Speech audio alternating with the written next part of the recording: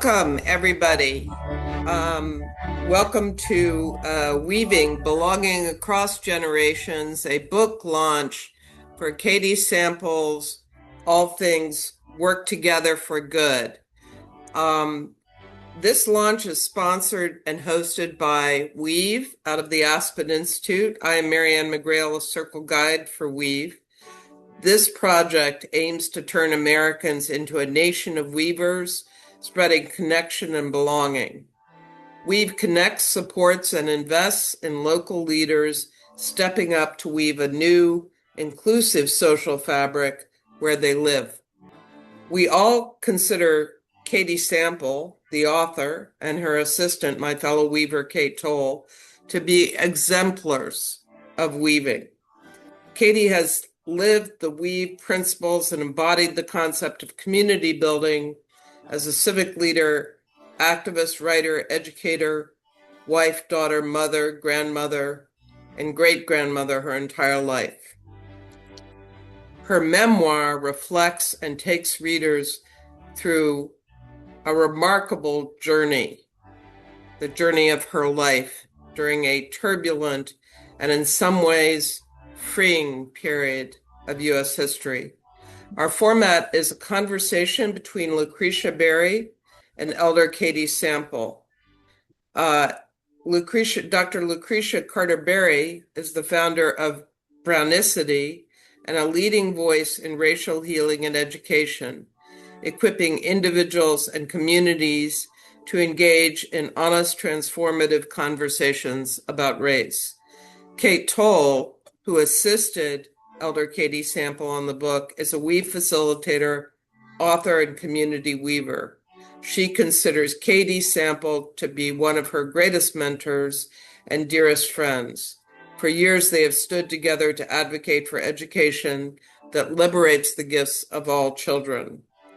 The publisher of All Things Work Together Towards Good is In Black Ink, a St. Paul-based nonprofit publishing arts organization dedicated to celebrating, documenting, and archiving the stories and voices of people of African heritage through books, professional development, and community programming.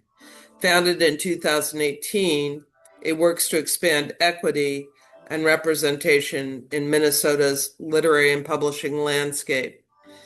Very quickly, we are going to have a conversation between Dr. Berry and Elder Katie Sample. Again, welcome. And I turn it over to Dr. Berry and Elder Katie Sample. How are you? I am well, thank you. How about you? I am good. Honestly, I'm a little tired because I've been teaching summer camp all day and all week. Sounds like But fun. it is fun and exhausting. But I am so excited and again honored to be in conversation with you about this wonderful, beautiful, enriching memoir that you have written. And so thank you so much. Thank you so much for allowing me to have this conversation with you. Oh, I'm excited as well and very energized by the ability to come together like this. Yes, it is. And you look beautiful, stunning. You. You look Thank you. stunning. Okay, so you ready for these questions? I am ready. Okay, so your memoir is titled All Things Work Together for Good. Looking back over 93 years, were some of the moments, what were some of the moments that felt anything but good at the time? And how do you now see God weaving those experiences into the life and legacy you've built? Well, that's a very interesting question. And as I look back, I think of some of the things that happened when I was a child, Mhm. as I look back on them, and going to a racist school, and some of the things that I overcame because I had support and love from my family and friends. I think about as a young adult when I was looking for housing and some of the racist things I had to deal with, but God performed miracles. And I was able to buy a house way back in the 60s without a down payment. And it was a decent house. It is a miracle. And I didn't think I'd ever be able to own a house. Mhm. But God allowed that as a miracle to change my life Mhm. and to give me hope for the future. And in raising my children and moving to a different city, wondering how am I going to adjust, what's it going to be like, what are some of the obstacles I'm going to run into? Are they going to be like they were in Rockford? Racism in the workplace, children having to deal with it in the schools. Mhm. But somehow, because of the past ways in which God had answered my prayers, I was hopeful and things changed. And I was able to work in the school system and make a difference for other children, a big difference that I didn't think would ever happen. But it did happen because of God's working things out for good. In spite of the way things seemed, Mhm. it worked out. And Mhm. I was able not only to be helped, but to help others. Absolutely. And it was a foundation for me to know that I could keep on doing the things that were hard and seemingly impossible, but somehow, through the grace of God, it would work out and I would be able to make a difference in my little space in the world. Yeah, you made a big difference. And and even as I'm reading it, I felt so, again, very fortunate to be able to read it, because I'm in my early 50s and I mean, we have so much in common. So I was feeling so encouraged because lately I've been feeling like, okay, maybe I should stop, take a nap, take a break. I don't know. But I was feeling so encouraged because your story put all of the challenges, of course, the challenges and the miracles, the opportunities into perspective. Um, so thank you for that. So Thank speaking of a calling, okay, you're in the chapter, the evolution of my calling, you describe a calling that unfolded over time, right? you. Many people in this room or here on this Zoom may still be wondering what they're supposed to do with their lives. So, what have your 93 years taught you about recognizing and following a calling? Okay, that's another deep question, but I did address it in my book. I believe as a young person, I was in a church with Pastor Gilbert and his wife, um, Irene, and at an early age, they taught us how to be leaders. I think we were 9 or 10 years old, and we were in a choir, and they wanted to uh, uh, have us have new choir robes, and we didn't have money. And so we were just, kids. And they said, well, we said, let's see if we can do something to raise money to buy those robes. So we called on the elders to help us to have a little fundraiser, and they fried the chicken and made the pound cake, and we had little things that we could sell that we made, and we thought that we raised all the money to buy the robes. Well, I'm sure we raised a bit of money, but the church made us feel like we had done something big, and that was the beginning of leadership So, and knowing that, oh, we did this. Aren't we smart? So that was the beginning of realizing that we did have some abilities to make things better. And it continued to the point that as my age group was working with younger children, teaching them to be leaders, we begin to see that this was a great thing to do in life, to help others. Even though we were still young ourselves, we were helping children that were younger than us. So as I came toward my graduation in high school and was so enamored by Irene Gilbert and what she had done to help us as kids. And I said, gee, that's the kind of work I want to do. I want to be able to help others in the same way I was helped. So that was my calling, to get into social work and missionary work, and to know that this is really who I am and what I'm supposed to do. So that was the way it evolved for me. And I think knowing who you are, knowing what's important to you, feeling that you do have some power, you do have a way of doing things. And if one way doesn't work, try another, but keep on going. And that became my calling, to work with young people, to work with others who felt disenfranchised and unable to reach their goals. I knew and I believe that that was my calling, to do that kind of work.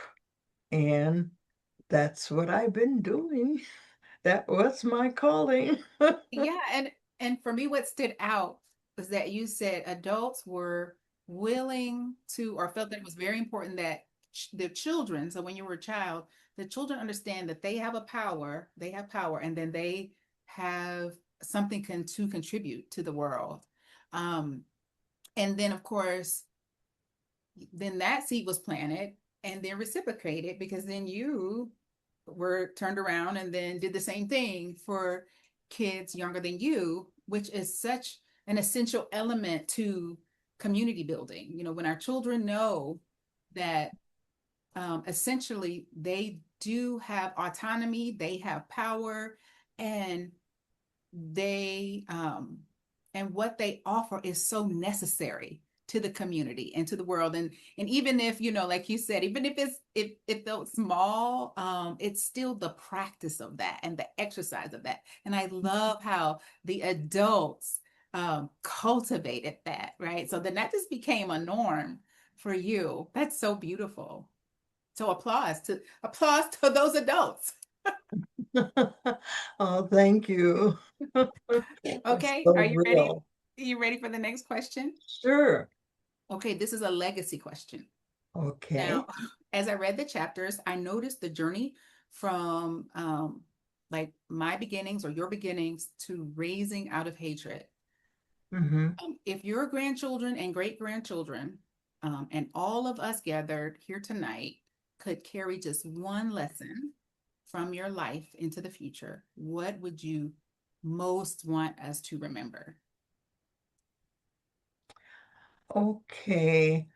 I think as I think about my life and Mhm. some of the things that I shared in the book, the legacy to remember is that we are here for a purpose, and you need to leave behind what you came for. There are others that need what you have to offer, even if they don't know it, and even if they're not open to it. Um, you need to be there to help them to realize and recognize what the need is. And I'm referring to the time that I worked in the school system to help the leaders to know that they needed to do something different in the way they worked with African American boys who were overrepresented in programs for the behavior disordered. So it was my responsibility I felt to make it known and to have play a part in making it clear and having steps that we needed to follow to change that issue in the school system. So I think you leave the legacy I like to leave, and the thing that I like to make clear in coming out of that situation is that when you know the truth, and as the Bible tells us, the truth will set you free, you need to help others to know that truth. And not only live by it yourself, but don't be quiet or withdrawn or because you are complicit when you don't do your part. So the legacy I leave and the recommendations I leave to others, especially younger people, is to stand firm and strong.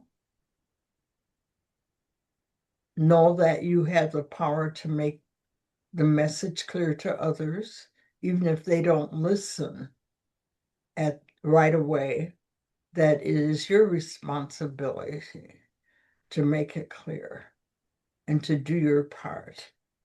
And if that doesn't work, you find another way, but you don't give up.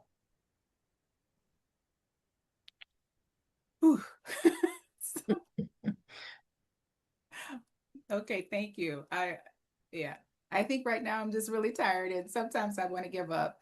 Um, but no, thank you. And so my question to follow up with that, remember that the work you did with the young African American men or boys, now I read it, but who told you could do that? Who gave you permission to do that? Well,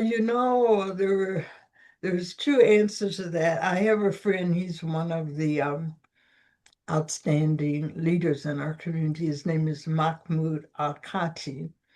And we had an event whereby we talked about the African American Academy that I founded because of the overrepresentation of Black males in programs for behavior disorder. And he made a comment, and I said, how did you know that?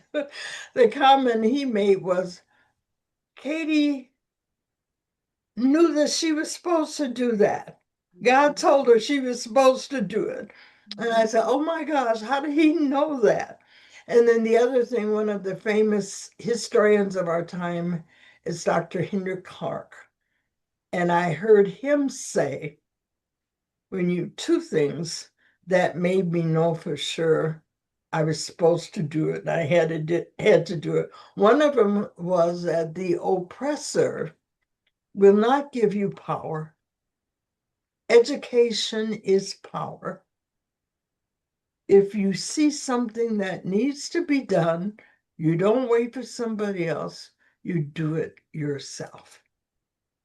So I felt compelled to do something to garner support from other people who had the same feelings that I did and were willing to support me and to find a way to make it happen.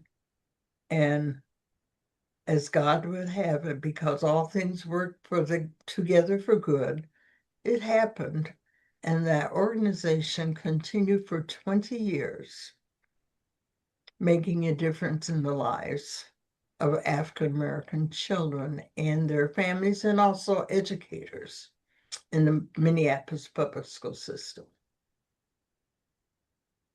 And as I am listening to you, I'm trying not to, I know the answer, but I want you to say the answer because there are people who see the problem, but they won't do anything. They're waiting on other people, or they're just being complacent, or maybe they don't know that they can do something. I don't know. So my question, the follow-up is like, so what's the difference? And that's why I say, well, who told you you could do that? Because some people are waiting, to be told, but nobody told you. I mean, well, God did. But I think that we're all being compelled, but some of us are choosing to follow that lead. You know, some of us are choosing to move, and some of us are choosing to remain stagnant. So can you speak to the difference between the choice to be compelled to move versus the choice to maybe be stagnant and complain without any kind of movement? Yeah, there are a couple of things that come to mind as you ask that question. And one of them is fear. And I think fear of failure, fear of being ridiculed, fear of not being successful in the way that you think it should be successful, and listening to other people who have tried it and it didn't work. So I think fear is one of the main reasons for not taking that leap of faith. Okay. And also the lack of care for humanity. You know, when I think of the community that Dr. King talked about, having concern for humanity, not just the people in your family or in your little circle, but for humanity. And that concern overrides the fear, and it allows love and truth to motivate you. And I think those are some very strong motivating factors. Love, you know, I care about you enough that I'm not going to sit back and say I can't do anything. And I'm motivated by love and truth. I could have said, like some of my colleagues said, about what was happening with the African American boys. Oh, well, that's true. They do need more supervision. They do need to be in programs for behavior. They're not able to, you know, so don't try to make a difference because, you know, it's just not really true what you're saying and what you're feeling and what you're thinking. So turning your back on truth, not having love, and allowing fear to take over and dominate what you do and what you think. I think those are three of the major factors. And if we had the whole evening, I could talk about some more, but I think I'll leave it there. Well, what I do as I'm listening to you, I'm wondering, did you ever have fear? Yes, I did. I had some fear, and I had to, you know, people wanted to discredit what I was saying and doing. Mhm. And there was a little fear, you know, you could get fired. You could get fired and lose your job, and you need a job. So that fear was there. And I had to overcome it and say, I don't care what happens, I'm still going to do it. So fear is such a normal process as human beings to be afraid of what could happen. And usually what we fear the most never happens. But I can understand the fear because I had a lot of colleagues who I thought would help me, and they did not.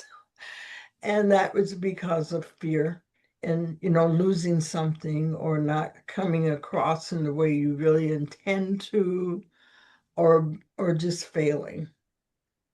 So I do agree that I did have some fear. I was aware of how fear could, you know, stymie you.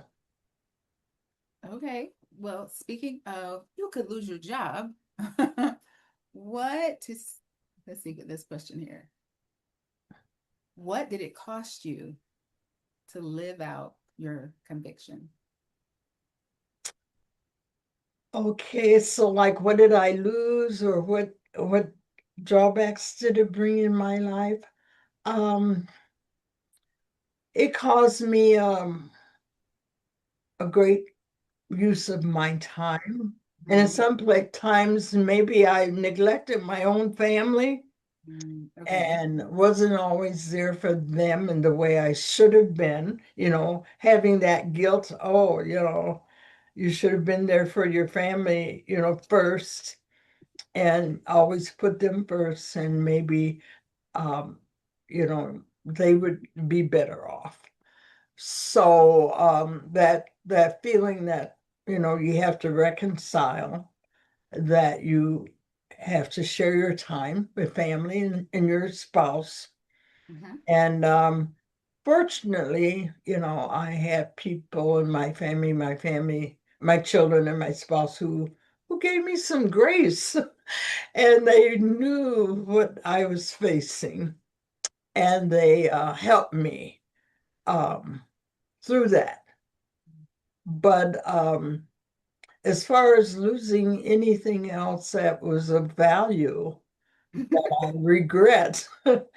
No, I didn't. I You might didn't. have lost my reputation with some people who felt much different than I did. Okay. And I'm sure that's true in some cases. Yeah. You lose any friends, family? Did you lose any friends or family? No, not. I had misunderstandings with friends, Okay. and that was usually reconciled. I didn't end up, praise the Lord, with any sense of vengeance or revenge or hatred or misgivings about anyone. I can say whatever misunderstandings I did have, Yeah. we were able to reconcile them. And I have not had to carry around, those feelings of vengeance or unforgiveness or anything that left me with a sense of failure. Nice. That's wonderful. That gives me hope for myself. Thank you. Yes, that's what I guess I'm saying about how God works things together So for good. good. Mhm. Okay, so when future generations read All Things Work Together for Good, 50 years from now, what Mhm. do you hope they understand about both your life and the times you lived in? Okay, the one thing is the one element that I left that I pointed out was the importance of truth, willingness to face the truth. I think in our in our community, in our society, we're not willing to really look at truth. Uh, Mhm. we talk about the importance of being honest, but even thinking of our history of slavery in this country Mhm. and how people in our society are not willing.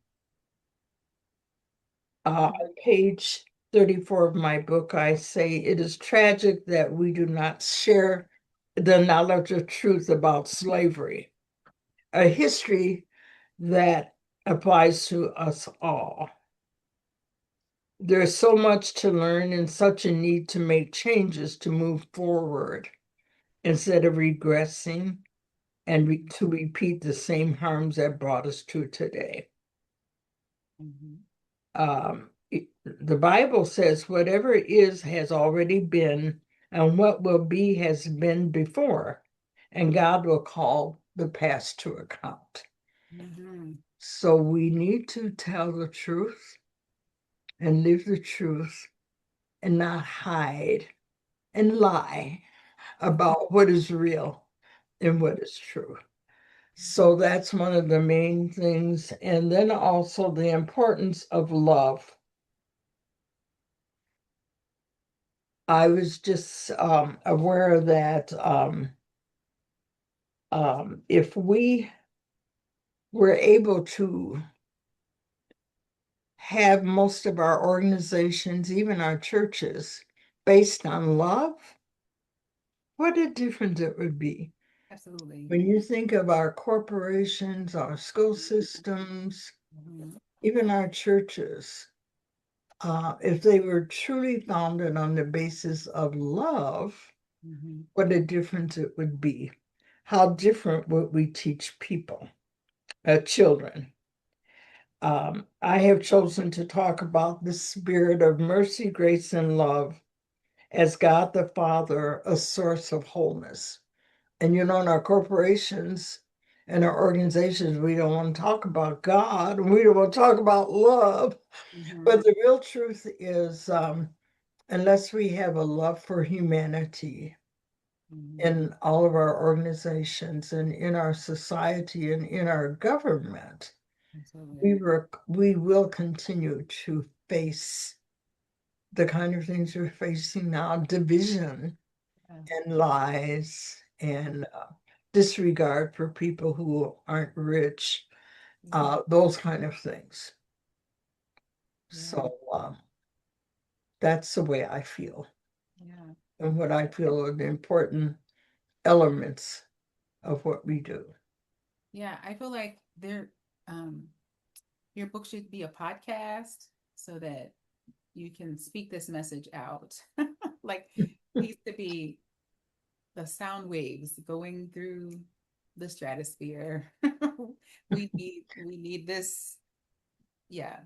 We need to normalize love as, yeah, just as a practice, as a norm. Um and to your point, um centering humanity or the love for humanity is not the norm for business practices and governance, which is Mhm. um, ironic because we're governing people, right? Mhm. And so um, loving humanity, edifying humanity, valuing people should be at the center of governing, should be at the center of even doing business with Mhm. people. Absolutely. And so, yes, I agree. The practice of love um, needs to be normal, needs to be normalized, needs to be, a muscle that we get to build. Um, Mhm. okay, Say- I okay there. I'm looking at the time and making sure. Um, let me see. Oh, do I have time for one or two more questions? Because I see that I have, Absolutely. okay, Absolutely. okay, just making sure. Okay. And then I want to give it, and yes, Elder Katie, if you would like to read another passage, please feel you are, of course, welcome to do that. So when you look at young people today, what gives you hope and maybe what wisdom do you have For our young for the people young today. people? Yeah, what gives you hope? What is hopeful? And what wisdom do you have for the young people? Yes. What gives me hope, we just celebrated our in our church graduation Sunday, Oh, nice. and we had a goodly number of young people who have built their hope on getting a good education so they can make the world a better place.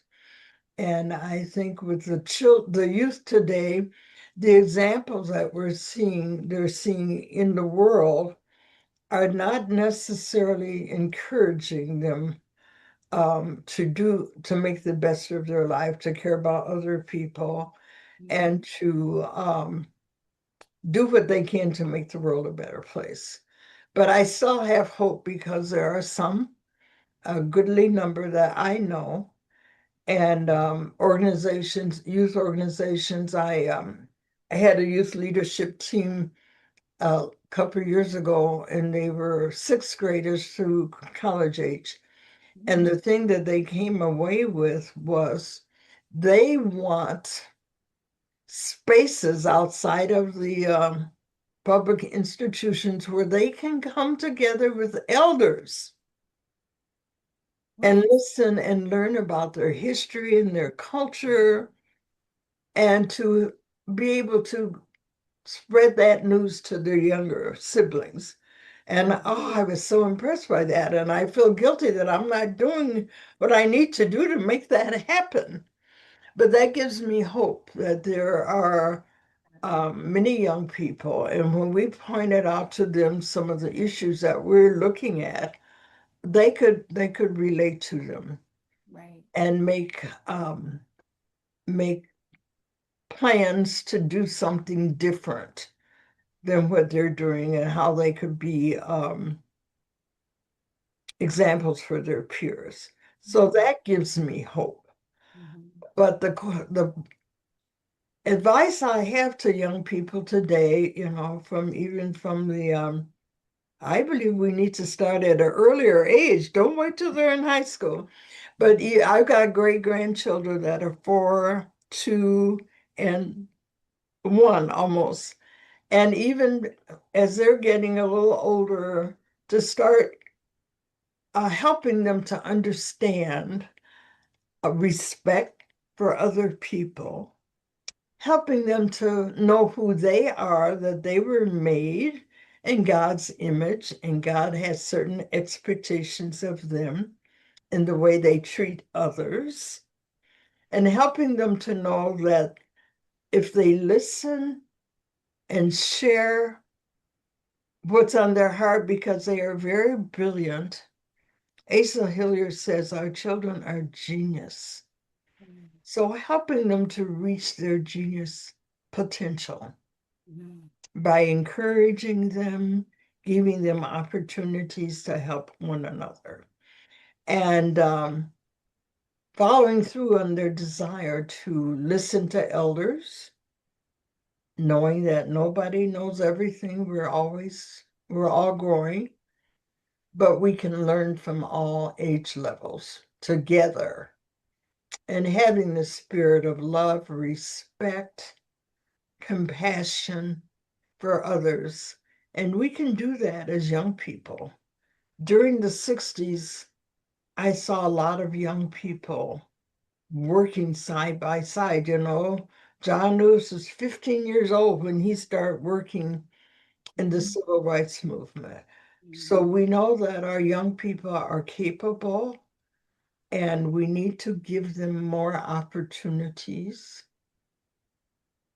to be creative and to work in behalf of others, and to get rid of selfish jealousy, um, fears, and allowing their peers who are not always what they should be, but letting them influence you.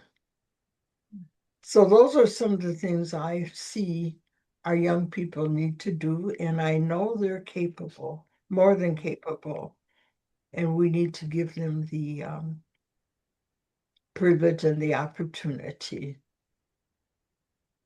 to grow to their full potential. Thank you. Thank you so much. Okay, I have one final question. Okay. Okay. Now, as you sit here tonight, having written your story and shared it with the world, what are you most grateful for? Mm. Well, I'm grateful for, number one, that I'm still here to tell my story. And I'm grateful for my friend Kate, who really encouraged me. And without her, I could not have done it.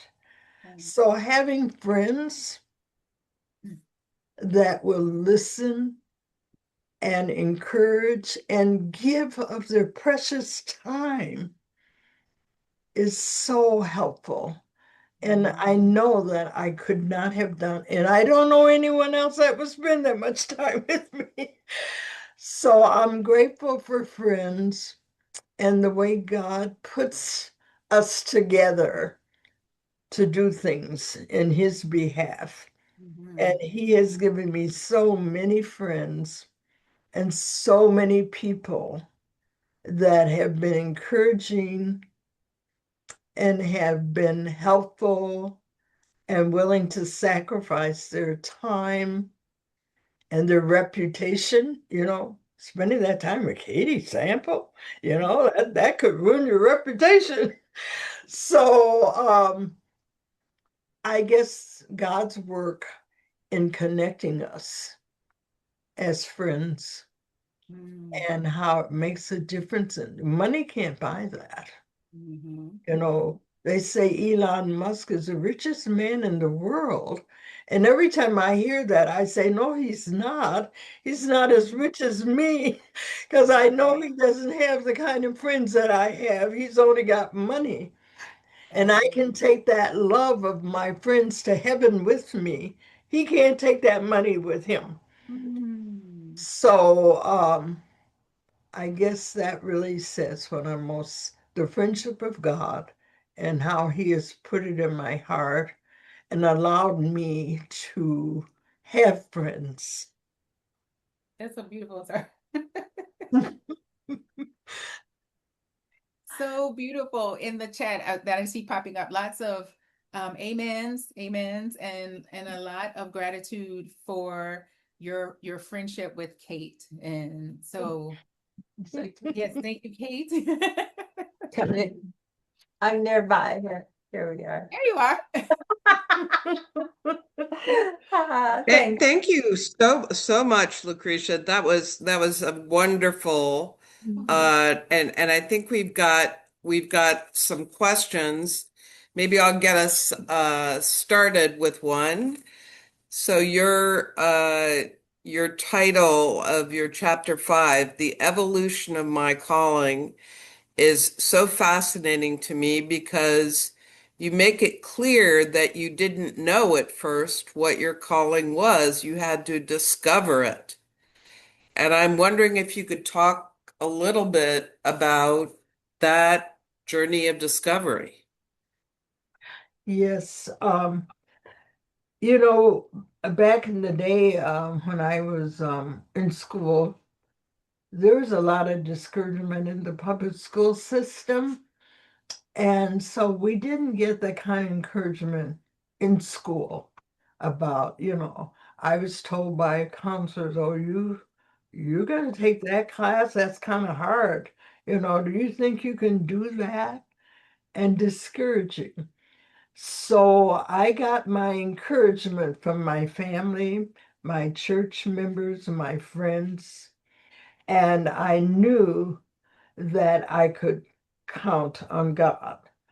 So I did not know exactly what I was going to do, except that I wanted to give back. I realized what was given to me through my church and my family and my friends was very precious and that made a difference in my life. So I chose to go into Christian work, missionary work, social work, because I wanted to work with people. And people even told my mother, oh, you're going to let her, she's not going to make any money, going into that field. She needs to do something else. And my mother said, I want her to do what God is leading her to do.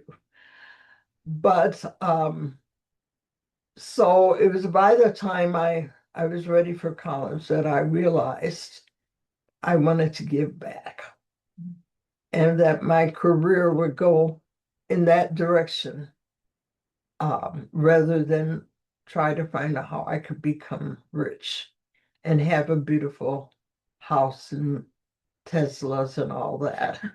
So that's pretty much what happened. And it was over time. And also knowing who you are. I think I got to know who I was and what was important to me and how God wanted me to function because my faith was a driving force in mostly everything I did.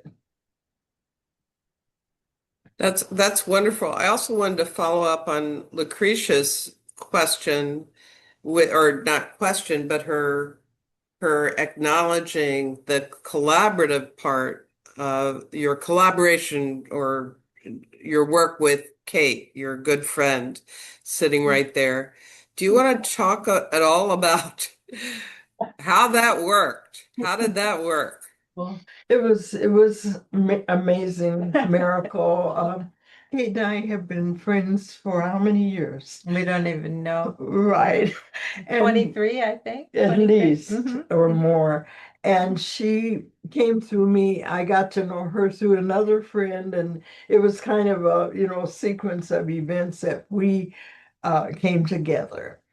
And we were working with parents in the school system, with children in the school system, and she was advocating for me, my conferences that I sponsored for the school to help pay for parents to come.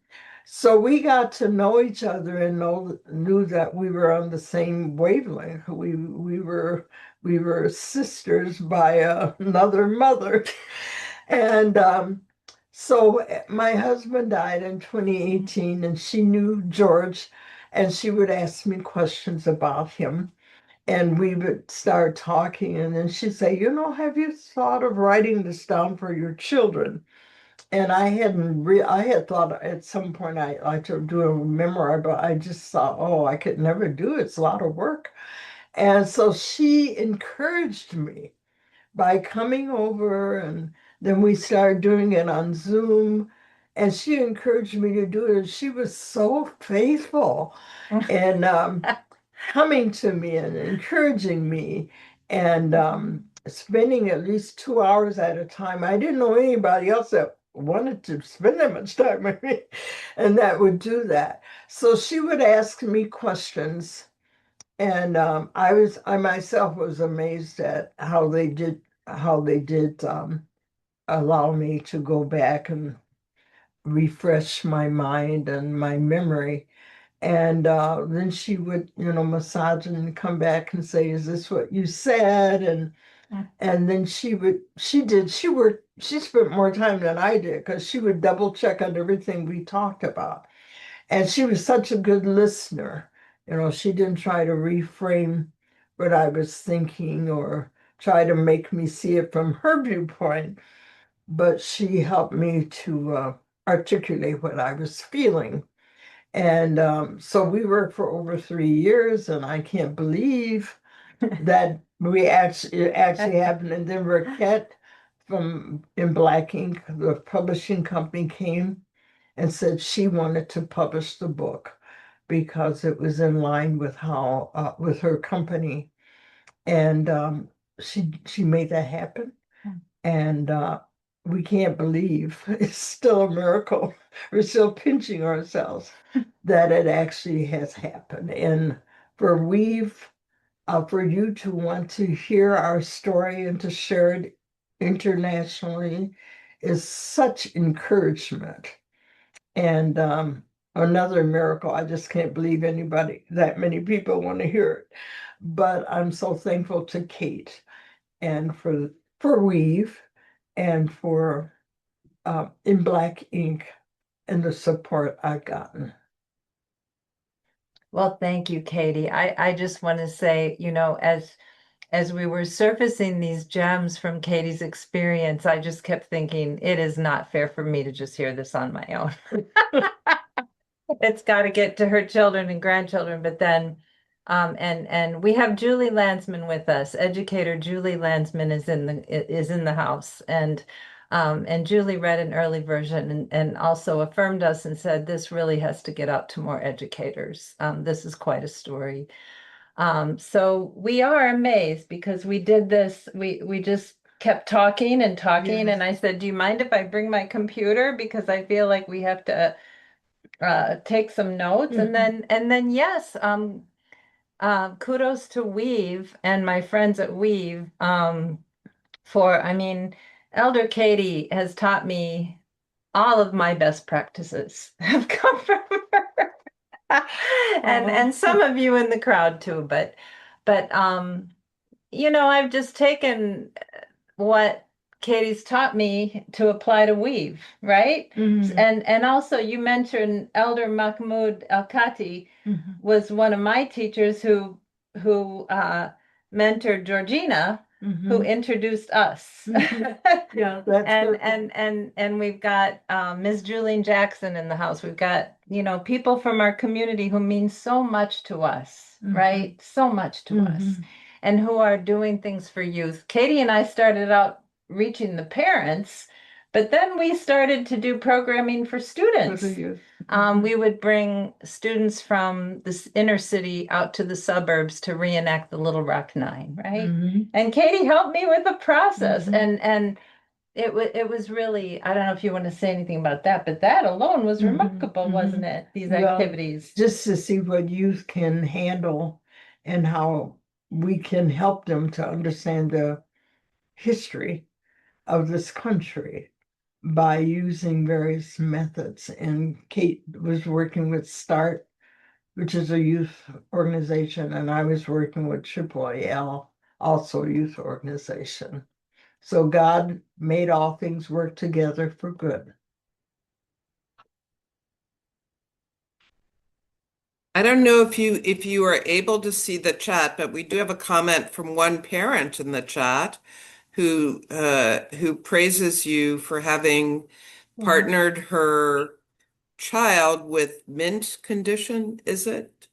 Is that and what a difference that made in terms of allowing her to have her storytelling developed, I gather, and spoken word learning. What a great idea. Do you want to talk a little bit about mint condition? Or about what made you identify that as a good way to help the student develop her talent? Well, there were so many youth that came to AAAL that had various interests and talents, and Mint Condition is music organization that was found the son of Mahmoud, who we've been talking so much about. He's the founder of that. He's the director and artist. And so we referred children in the community to other opportunities of performing and doing things according to their talents. And I'm so pleased, when I hear of some of the outcomes of youth, education. We have people who went into their doctorate degree in the university and who are faithful artists throughout the community as a result of being a part of AAAL. And that's what warms my heart and make me know that it's all a part of God's will. And that question, that comment was made by, if I have it correct, Elder Julian Jackson. Okay. Yes, her daughter She's was. got a hand up. Yeah. Her daughter was a spoken word artist who came to our events, our Kwanzaa events, and from the time she was very young to perform. And we encouraged her, and now she's very outstanding in her field. She's a vegan chef and a spoken word artist. Our community is very, very tightly interwoven. Speaking of weaving, right? Yes. I mean, Yes. it's just our children are all doing collaborative projects together. It really is a project of weaving. We didn't call it that, but that's what it actually is. And we have a dream. We'd like to see educators with youth. We'd like to support them with curating these important stories, right? And following the example of our work that we kind of hit upon unexpectedly, but just the joy that brings and the deepening of connection. And also our discoveries together about our lives through this process. Yes. Yeah. And to see children have pick it access to up that and process. keep going, as adults. We knew them when they were babies, and now they're adults teaching us and doing great things. It's such a blessing. There's a question if this is going to be available for others to watch. And again, please, if you have a question, raise your hand or throw and I will unmute you and you're welcome to ask the question yourself, or you can just write it and post it in the chat. We welcome questions and comments about this amazing story.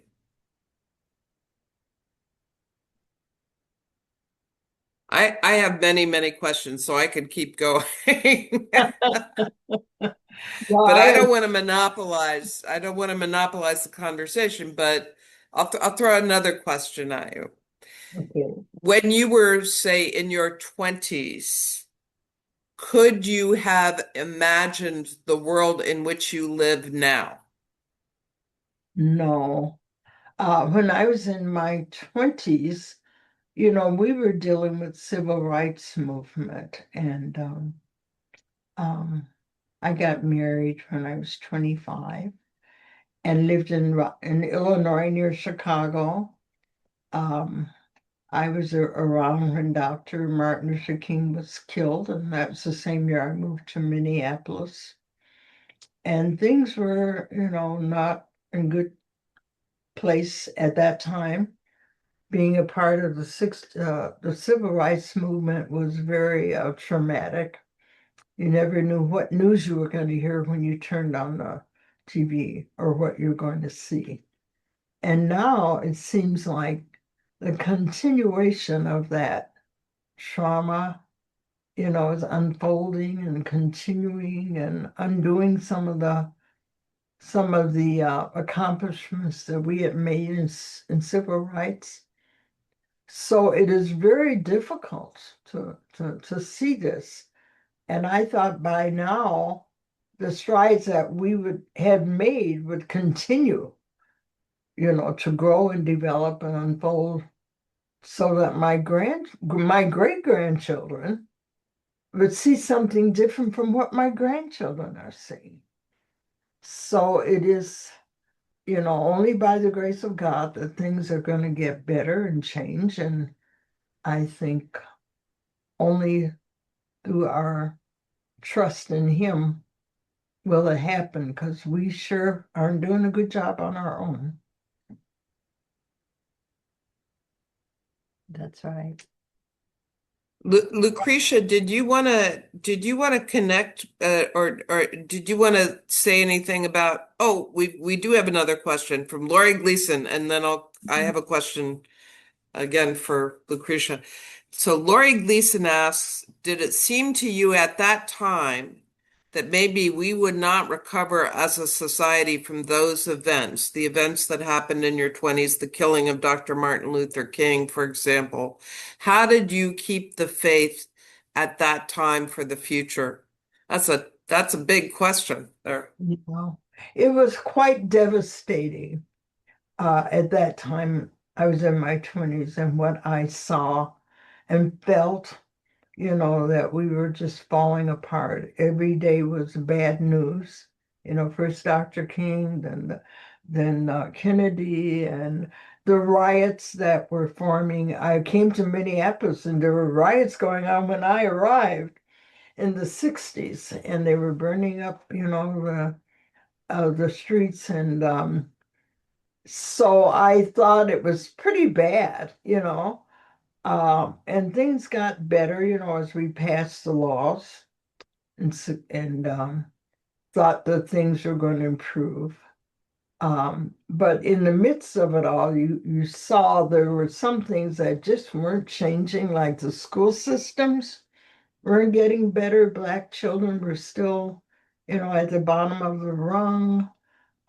We were not having the kind of attitude toward young people and people of color and the Native Americans. And I was all in the midst of that. But now, it seems like it's continuing or revisiting or um, reinventing itself. So it's sad, for me, because I thought I was going to see things really different by the time I was 93. And I'm surprised, but we never know what life is going to be like. We have no way of knowing. So Why was I, presumptuous to think it would be so different? And we have a question from Jeff Toll, perhaps a relation of someone here. Who gives you hope today? Who will lead us forward? He asks. Well, I'm not counting on any one human being. I'm only counting on God. And I know that He's the only one that can really make a difference. So I trust and I have hope, and I'm not devastated that things are going to completely disintegrate because I believe in God. If I didn't believe in Him, I guess I'd be at a different place because things are not what they should be. Our leadership is not showing love, compassion, grace, mercy, and willing to do for all of its constituents, but only for a few. So only God can make a difference. And Elder Julene Jackson asks, who are we training to accept the baton or pass the baton to? Well, we should be training our youth and our young people in college age and even younger than that to know what is really needed in this world. I'm not sure we're doing as good a job as we should, but we are doing something, I think, through our organizations and through our churches. And we're making some effort, but I think it needs to be stepped up to do more and to be better examples. You learn, I think children learn, young people learn more by examples, don't you? And so I think it's a lack of examples that might deter them from doing what they really should be doing to make this next generation effective. That sort of leads me back to my question. I was going to bring Lucretia back into the conversation about Brownicity and how that fits into this legacy, if it does, the legacy that Elder Katie has been describing. Mhm. Oh, I have to unmute. Oh, gosh, good Yes, point. Thank you, I'm Lucretia. here. Okay. Let me, Roger, can you unmute Lucretia? Okay. Yeah. I'm glad you can read my signs. Like you have to unmute me. Okay. Well, first of all, thank you, Elder Katie. And I agree with that. I resonate with, I thought things were getting better, right? Because, we know our history and we know how hard it's been. And just today, when I'm teaching the little kids at camp about Juneteenth. I was teaching them today, and just Mhm. putting Reconstruction even in context, Mhm. and how after emancipation, after the Civil War, we stepped forward, took major strides, and then 12 years later we're pushed back. And I'm like, wow, I don't know, I'm ready for that to not be the pattern. And so, I grew up, my generation is the first generation of going to integrated schools. So my parents grew up during Jim Crow and segregation. And so, yeah, I guess I just thought, okay, well, I grew up going to school or, integrated with white kids from kindergarten or preschool. Um, and yeah, I just thought that we continue to things would continue to get better in terms of um, like understanding the harm of racism and systemic racism and people doing the work of um, I want to say being healing themselves individually from the conditioning, like the racialized conditioning, and then we move and I me personally in my life talk about a calling. I, yeah, was definitely being invited into a healing journey, like divinely invited into a healing journey of my own over several years. And so, well, I think I thought that because I was growing and evolving, then everybody was growing and evolving. And so I have been shocked and disappointed um, Mhm. about where we are. But then, you know, in retrospect, I'm thinking, well, I guess, you know, I would not have been invited to this if it wasn't necessary. If my work or, you know, my intention or what I bring and what I contribute wasn't going to be necessary. And so I have currently three teenagers, 14, 16, 19. Um, and I have apologized to them for this climate because I thought things would be so much better. And and some of it's shocking. And, you know, I was, again, I grew up in the 70s and 80s. And even though I knew overt racism and, you know, I could see systems at work, I could see tracking happening in schools and, you know, white kids being tracked up towards, you know, college level or, you know, working towards college, and then the black kids being tracked down away from college. I could see all of that. But I will say, I just never heard anybody call me or say, anybody white, I should say, just say the N word and just be so emboldened to be um, racist, like it's trendy. And then here my children are, you know, Mhm. telling me that it's just so trendy um, at school, and Mhm. how it's just some of the things are so normalized. And so now my children are multi-ethnic or biracial. And so now we have been equipping them since, yeah, 1, 2 years old. We were not doing that whole colorblind thing. I was like, that makes no sense to me. So they have been getting tools their whole lives. And so as a result, they understand what's happening and they can articulate it to me. And so when my oldest was in high school, yeah, she was pretty disappointed with her white friends, the girls who dated guys, you know, their boyfriends would say the N word. And she go, am I wrong for being disgusted by that? No, you're absolutely, no, you should have a standard. And they should have a standard too.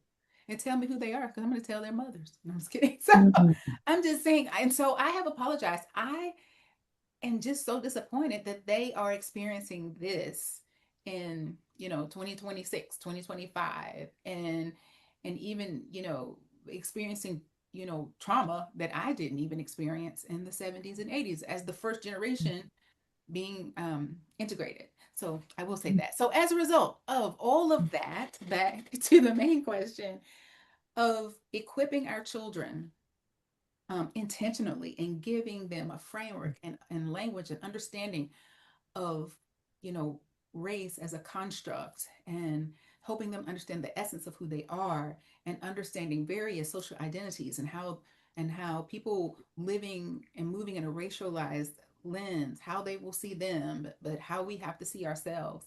And in all of that, helping them understand that they have autonomy to show up and be who they are, and they don't have to conform to the patterns of this world, because we all need to be transformed by the renewing of our mind. That's literally the guiding scripture of the work I do. And so out of that came Brownicity, many families asking us questions that were biracial or multiracial by adoption or marriage. They would come to us asking questions about, well, how should they be talking with their children? People would say, well, when we talk to you and your husband, it just feels so positive and hopeful. Um, and then I'm like, yeah, you don't have to wait until something traumatic happens to have helpful conversations about what's going on in the world and what has happened in our world. And you empower the children to then advocate for themselves and function in their own autonomy to create a more just and equitable space of wherever they are. And Mhm. so when my daughter, the oldest, was 4, she would say, Mommy, we're all hues or all shades of brown. And you are dark brown, and daddy is light brown, and I'm medium brown. And then I love that. We ran with that, with all the shades of brown, and we talked about melanin, and we talked about ancestors and geographic origins. And it's all science and kids can understand it. And we built on that. And that's where the brown comes from in the word brownicity. And the icity comes from the word ethnicity, which means that which we have in common. And so it's a portmanteau, put those words together. And our tagline is many hues, one humanity. And so we use this framework of, yes, Elder Katie, starting with the love of humanity, understanding the love of humanity, and Yes. then we embrace, we understand and embrace our differences. Differences are not something to be afraid of. They are something to be honored and acknowledged. And then we move into, yes, we do learn history. That's important so we understand our context.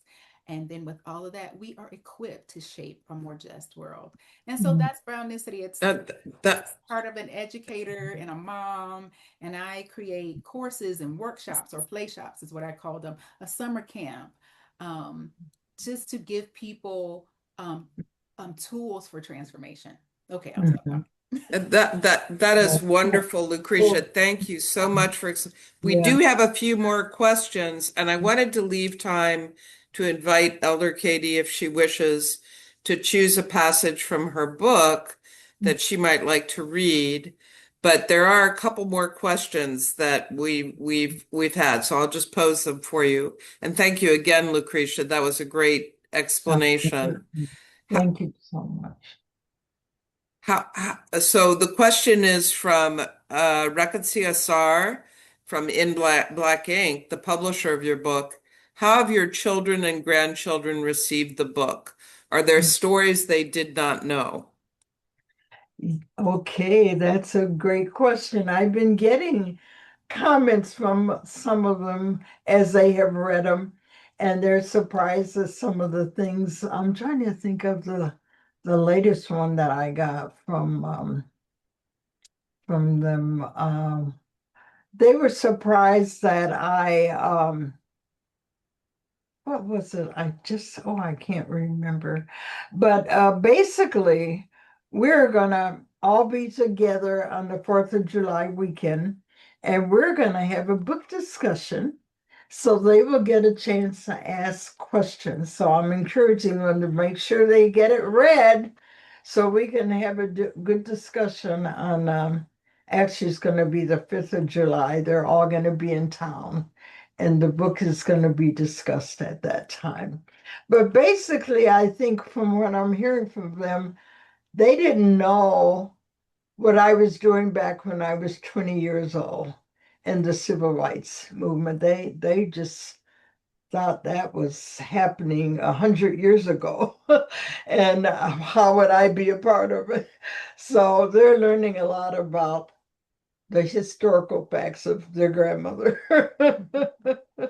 which is really That funny. You take so much for granted. that's lovely. And I understand that you played a role in the creation of tomorrow's holiday, Juneteenth. So I wanted to invite you both to comment on that if you wish, but then to choose a passage from the book that you would like to share with everybody and read it if you wouldn't mind. Yeah, well, about Juneteenth, yeah, I thought it was remarkable that we're having this discussion the day before Juneteenth. Yeah, Julie Jackson and I were part of the celebration here in Minnesota back in 2023. But the fact that we're talking about these important events at a time that this state of Minnesota did accept Juneteenth as a holiday for the state. So I'm proud to be a part of a state like that. And we, I didn't know much about Juneteenth until um, I came to Minnesota in the 60s. We didn't we didn't really celebrate because it was not brought out the national holiday. And I began to really appreciate Juneteenth here in Minnesota. And when we began to celebrate it, we had Antar, Salim, Julian Jackson, and others that were from a part of a city, which was a group that celebrated our history and culture and values. So it's a very important part of our history. As most of you know, in 1865, the Texas was advised that we had all received freedom. So it was in 1865 that we began to say the whole country was a part of the Emancipation Proclamation. Isn't that sad? But it's true. So there was an area of the book that it was important to me. It's about the importance of role models. And my father and my father and mother and grandfather were a part of Tuskegee Institute when which was the beginning. It was not a university at that time in the 1800s. My father was born in 1872, my mother in 1892. So they were at Tuskegee when George Washington Carver was there, and he had classes and workshops that my parents were a part of. And speaking of role models, when I look back at what a role model Dr. Carver was for my parents. Dr. George Washington Carver on page 30 was one of the greatest scientists of the 20th century. In agriculture, is a horticulturist genius. Papa's whole class of brilliant, amazing gentlemen at Tuskegee Institute were taught by the great Dr. Carver. His entire graduating class was recruited to come to Rockford, Illinois. So my father came to Rockford, Illinois in 1916, and he left, and he used to write Dr. Carver about questions as he started doing projects in Rockford. So they were friends.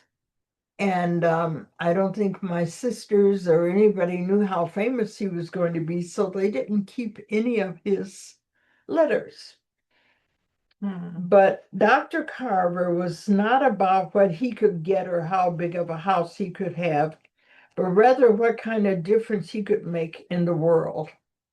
I imagine it was the same spirit that inspired my father to move as a young man 500 miles away from Dunn, North Carolina, to Tuskegee, Alabama.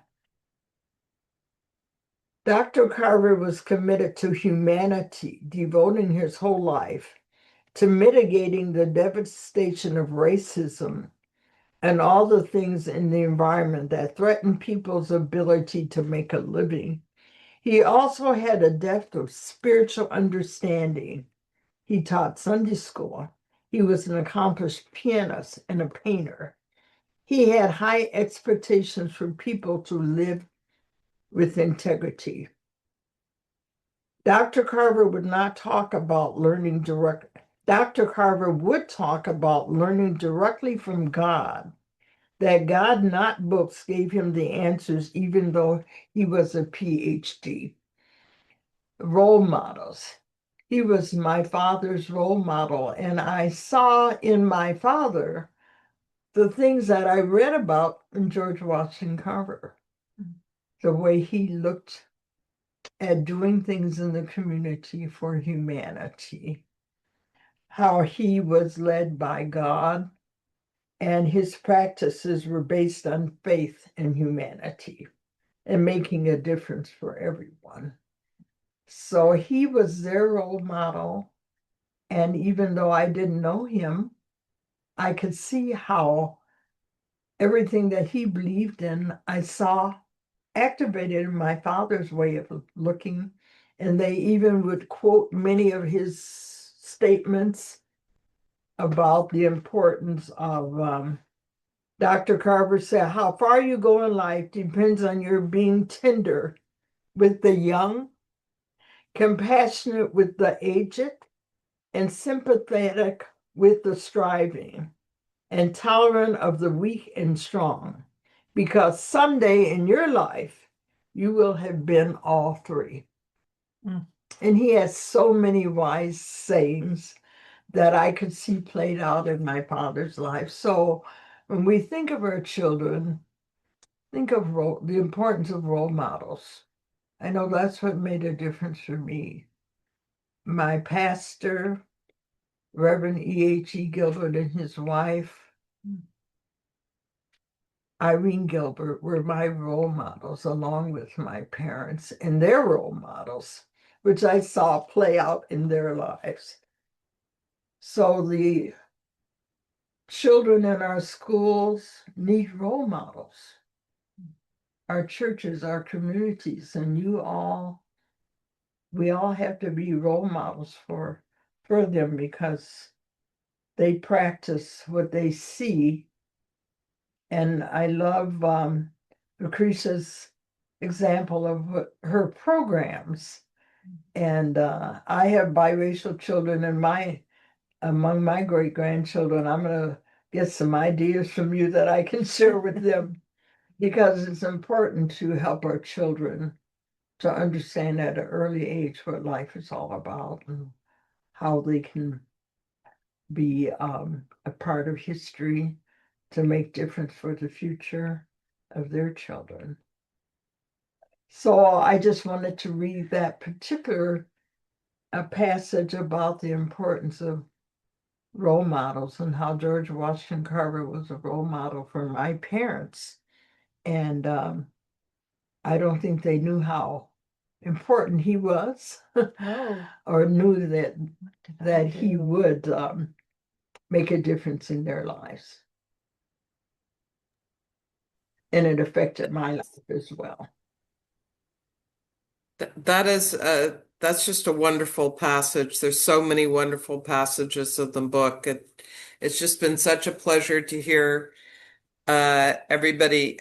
Does anybody, any of our panelists, Elder Kate, Lucretia, have a final word you wish to share with our audience before we close?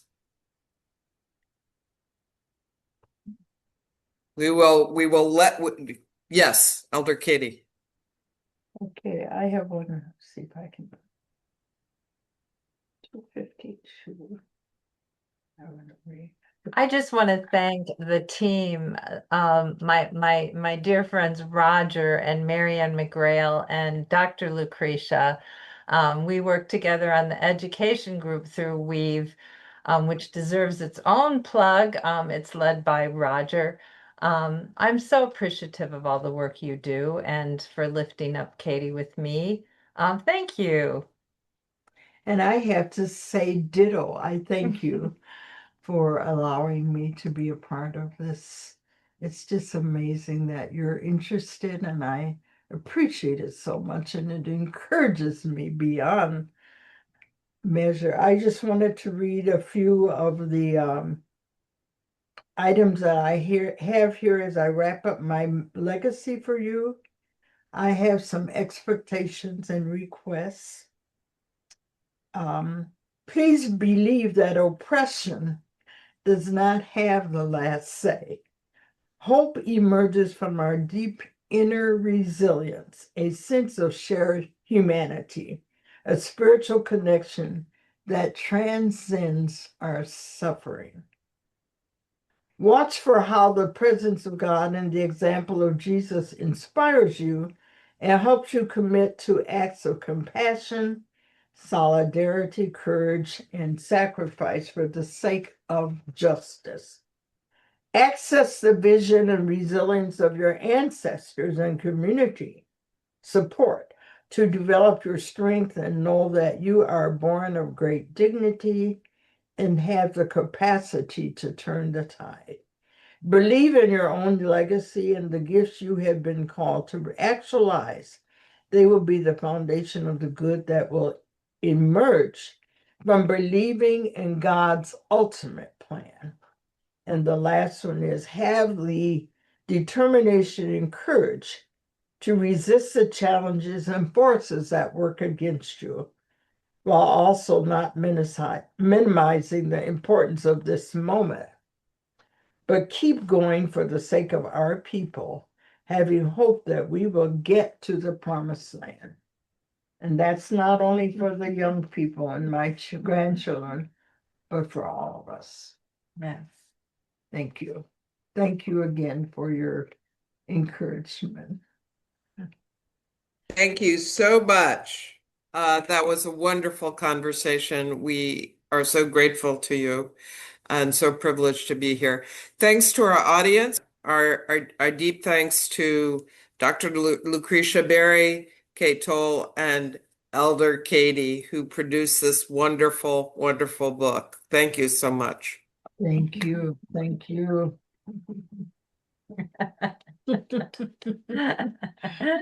God is good.